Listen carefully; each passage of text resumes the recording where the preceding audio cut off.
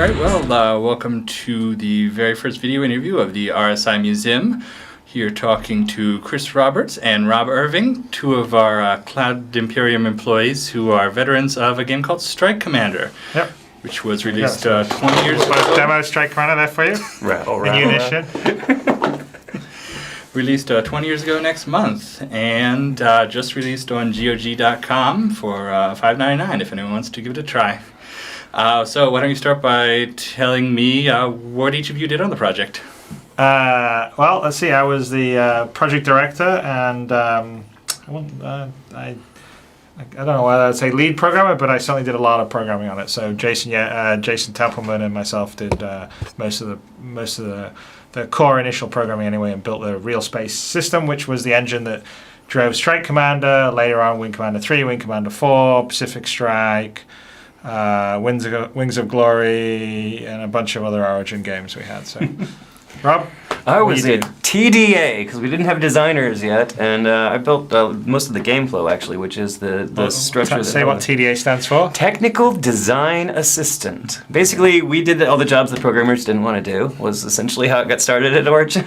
Well, and also like map layout. Right. And so like what a level designer does now is kind of what a TDA did. Yeah, exactly, and a lot of number crunching and everything, just like it is today.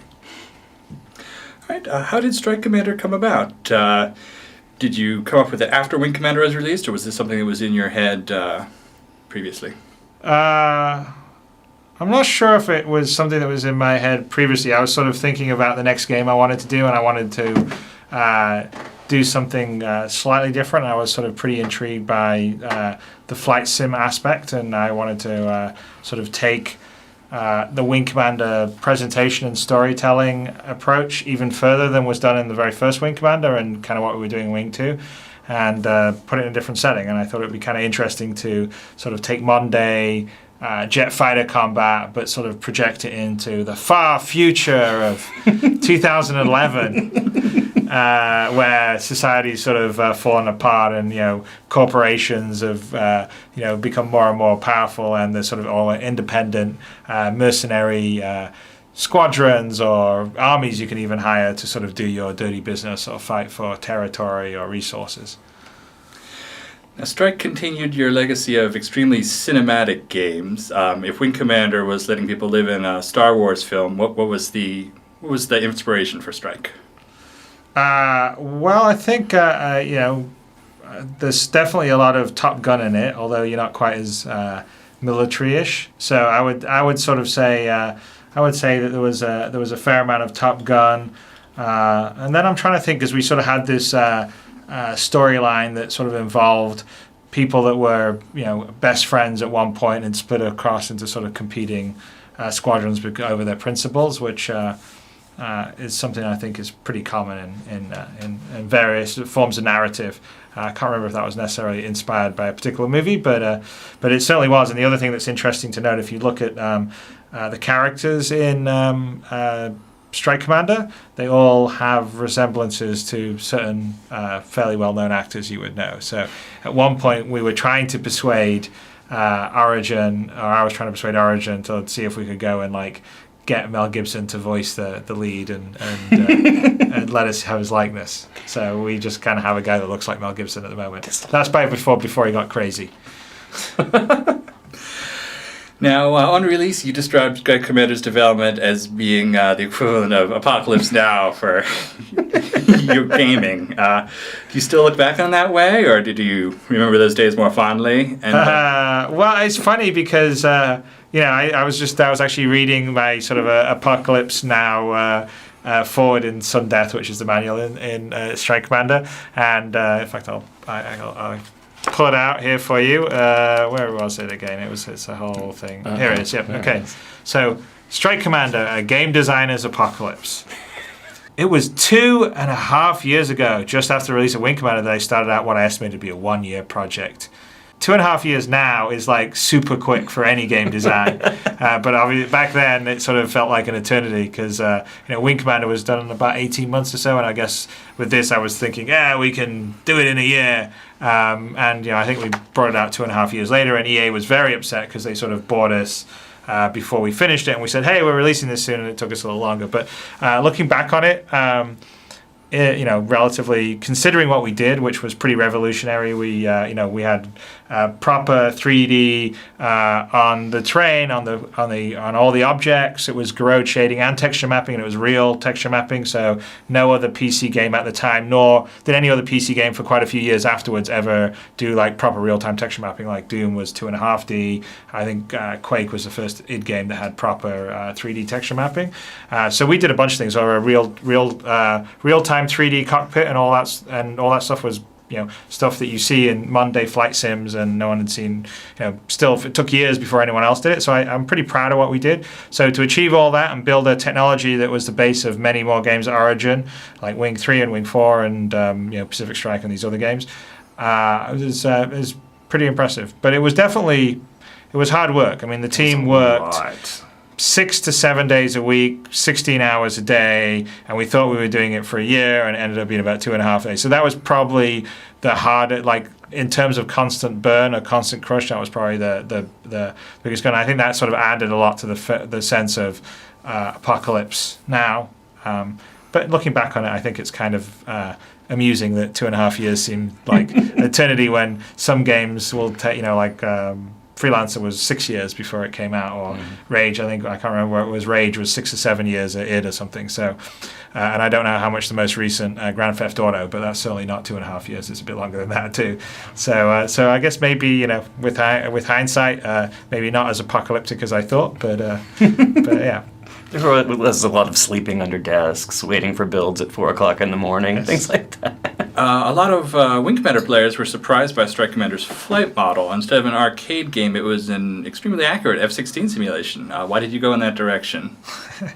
Well, I know, I'm glad you recognize that, Ben, but I think when the game came out, a lot of people actually didn't even realize or give us kudos. I mean, I remember that people were complaining that, F-16 Falcon was much more, Falcon 3 was much more accurate, and it wasn't actually. I mean, we actually spent a lot of time modeling it out, and we had quite a few first Iraqi War veterans that flew F-16s that flew it for us and gave us their feedback. So we actually decided that, because we wanted to sort of have a realistic flight simulator that was also fun, and so we sort of went for that. And I think maybe because the fictional setting and sort of the way it was set up and the legacy of Wing Commander, people didn't assume it was accurate. And that's just the thing. People always assumed Falcon was accurate because that's what it was sold as, and ours couldn't have been accurate. So things that were not correct in Falcon were sort of taken into being correct. But yeah, no, we just thought it would be fun to try and make something that was fun but accurate at the same time. Wow. You want to say something, Rob? I was just going to say, as much of the research as they'd let us have. Yes. We looked up every missile, everything we could get our hands on that they would let us have. AMRAAMs were classified. We couldn't find out how fast they were. Now, arguably Strike Commander's biggest innovation was its use of textured 3D models instead of pre-rendered bitmaps. How did that come about? Well, so originally what we were going to do is we were going to have the landscape was going to be textured and road shaded, and when we revealed it, I think we did a big reveal in 1991 at CES. We blew everyone away, and at that time the ships were like they were in Wing Commander, where we had pre-rendered. We'd made 3D models and then rendered them as views all around them, and then we would draw whichever the bitmap view that was closest to where you were looking at. And we were going to model like buildings on the ground because they were pretty simple with textures and stuff. And we built this editor called EOR, E-O-R, which was built by Paul Isaac, who was, long time worked with me on Wing Commander, Times Lore, and then Strike Commander, and everything I did at Origin, and then later on came with me to Digital Animal. And he'd written this editor, and we'd had this new promising kid that just came out of the Air Force called Paul Steed, and none of the real artists actually wanted to do with any of this like low res, boring 3D stuff. So Paul was like, "Oh yeah, I'll build a couple of buildings or whatever." And so he went off and he was playing with his tool, which compared to the stuff we have now is super primitive. And like a week later, he sort of came to my office and said, "Hey, I want to show you something." And he'd like modeled like an F-16 in this 3D tool, and it wasn't a tool that's like now you do it really nicely in Max and import it in. It was hard to use, but it looked amazing, and we were like, oh my god, okay, and then so we basically threw out all the bitmap stuff and decided to everything, the planes as well as we were always doing the buildings on the ground and the landscape with 3D, but we were going to do the plane. We didn't think we'd get enough detail in the planes using real-time graphics because this was software. You didn't have as much, nowhere near as horsepower that we have now. But when Paul did it, we're like, oh my god, we got to have that. And now I look back at the graphics and it looks pretty primitive, but back then it was literally mind-blowing. And that was Paul Steed had a big reason for that happening, and I think so he was a pretty big contributor to sort of moving forward real-time 3D objects in games. Now, Strike was set in the distant future of 2011. Did you think you would still be making games today at that time? That was, what was that, 20, I think when we came with the setting, it was like 20 years ahead of time. I don't know, that's probably, youth. So, I'm not sure that was like, I'm only going to make games for 10 years and I'll be dead at the age of 30 or something, but I don't think we definitely picked 2011 thinking that seemed like quite a distance off.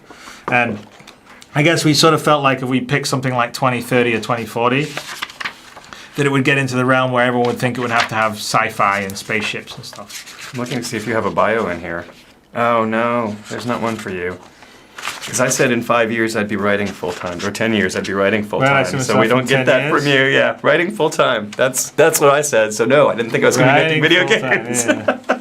Was there anything cut from Strike Commander that you regretted? Early previews included an unusual array of aircraft, including a P-38 instead of just the modern jets. When did that change? I remember a P-38. Yeah, I don't remember the P-38.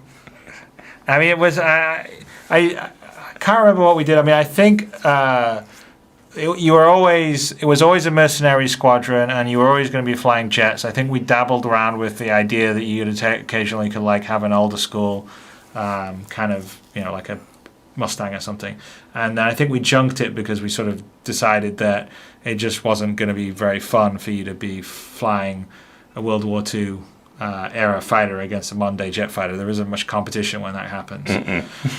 So I think that was it. But no, I don't really regret. I actually feel like Strike Commander pretty much ended up with everything we wanted in it. It was probably one of the best crafted games that I've been involved in. So, Wing Commander, I always say, when I made Wing Commander, it was pretty much the game that ended up was the game that was in my head. And we designed it on paper, and it just happened, everything just sort of worked. First time, bam, like that. We didn't really have to revise anything. None of the missions were balanced or anything. It was literally the design that was done on paper. Strike Commander was a little different. It sort of felt like it was sort of like I said, crafted. It was almost like, doing the Venus de Milo or whatever, where we really chipped away and formed and made it, but every aspect by the time it was finished felt really polished, really well done. And so it's actually one of the games that I'm the proudest of. I think at the time it had a hard time getting some of the recognition. Obviously a lot of people liked it, but because of the hardware requirements, essentially it wasn't very playable unless you had a 486-33. And 486-33, it was super smooth and a lot of fun. But if you didn't have that, then it could be frustrating. And I think that was probably one of the things that sort of held it back. It was almost sort of too far ahead of its time. Were there ever any plans for a follow-up to Strike? Another tactical operations disc? I've heard of something called Phoenix Force. Oh yeah, can't remember so much about Phoenix Force, but we did one. I think we did at least one mission disc, and I'm not sure about on the Strike Commander side. Sort of came out. I ended up actually selling really well, but at the time it sort of felt a bit underwhelming, mainly because maybe it was the 2.5 years development or whatever.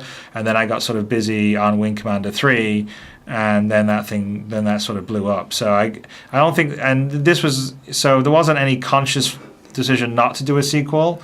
There also wasn't any conscious sort of plan to do a sequel.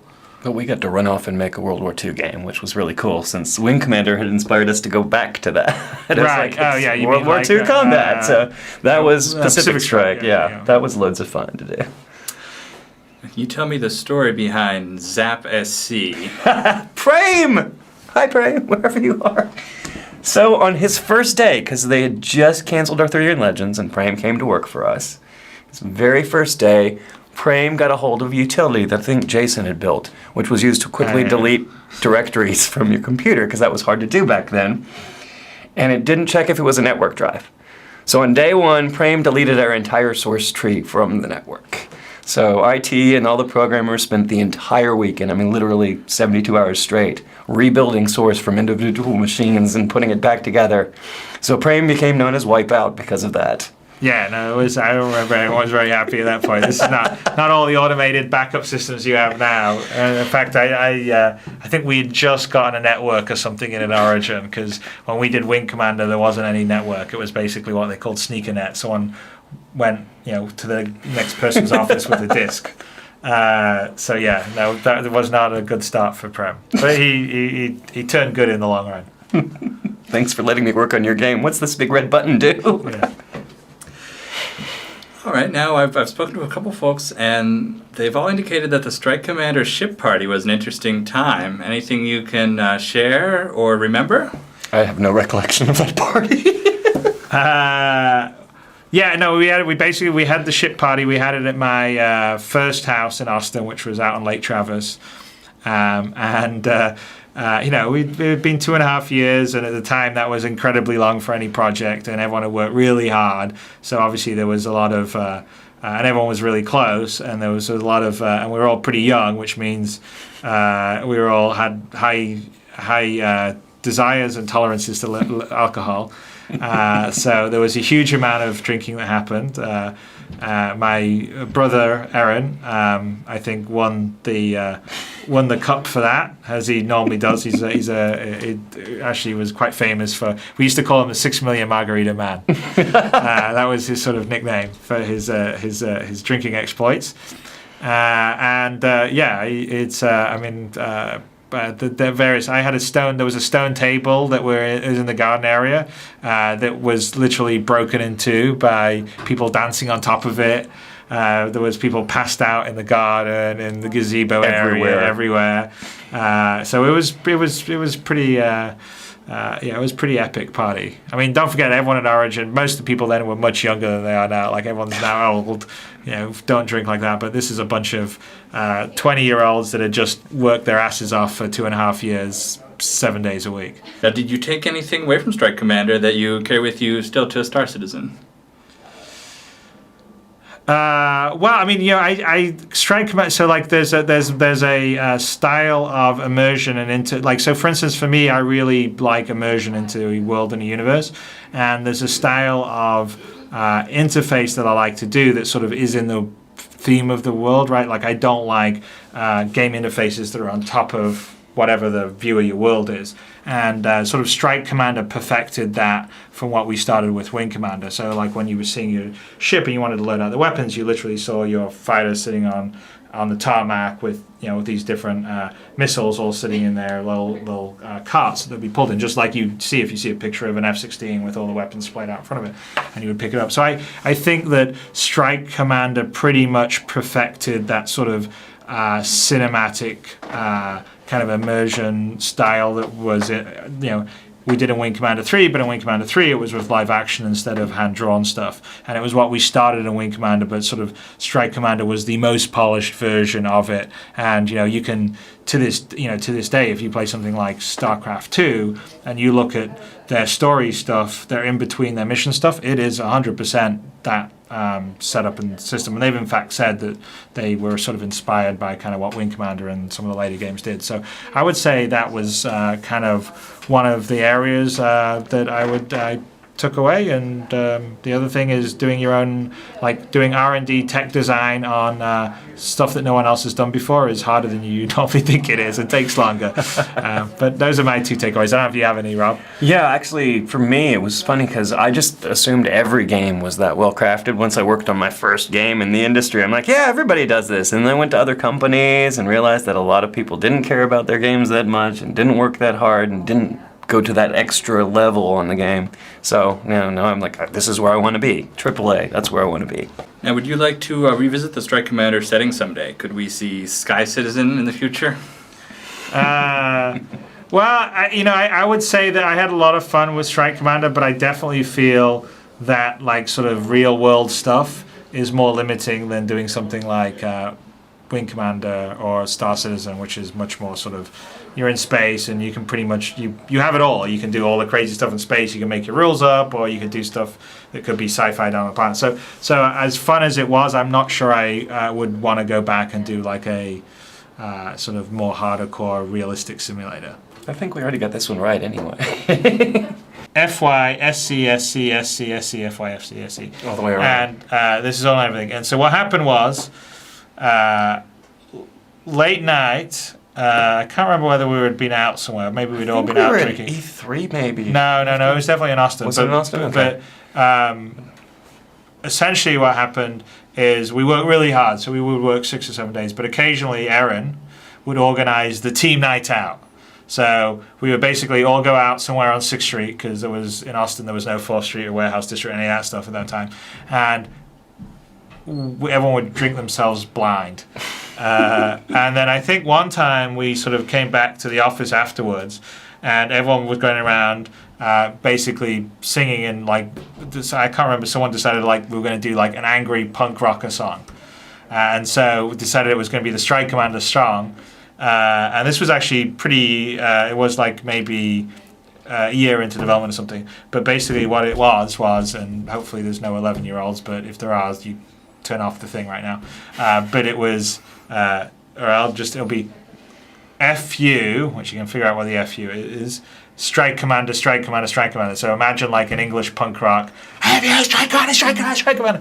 And that was basically what people were like singing, because there was like, I can't remember who it was. I think Thomas Blom had his guitar, and he was like doing the punk. So basically it was sort of like this, Johnny Rotten. Dicko Mather was probably involved Dicko Mather was definitely involved in that. So anyway, that sort of became the unofficial Strike Commander chant, which was, FU, Strike Commander, Strike Commander, Strike Commander, Strike Commander, which was based on this sort of punk rock impression thing we did when everyone's trashed. And it stuck, and that's why it's on there, and all the stuff. So only really the development team knows that, but now all you guys do too. Secret. It's probably much more funny for us than you guys, but anyway. All right, I'd like to thank you very much for being on our very first episode of the RSI Museum. I'm sure we'll be talking to both of you about other projects in the future. And happy 20th Strike Commander. All right. Thanks, Awesome. Ben. Well, thank you, Ben. Thanks for asking the questions. And thank you guys for watching.